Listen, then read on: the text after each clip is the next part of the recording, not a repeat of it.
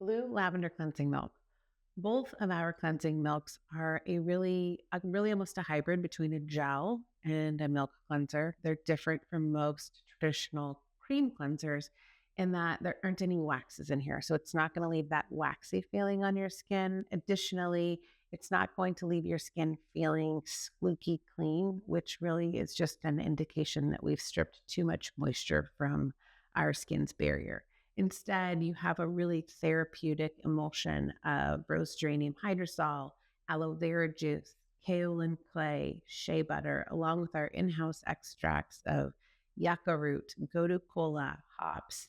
And then in this cleansing milk, we have blue lavender. So we have lavender essential oil and blue chamomile, which are great for any kind of troubled, reactive, inflamed skin.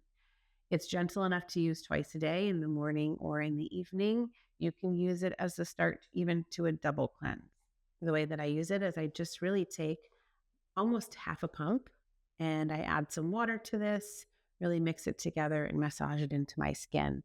And what it does is very gently, it dissolves and lifts away those metabolic impurities, dirt, oil, lotion, SPF, anything that has accumulated on your skin throughout the day or overnight.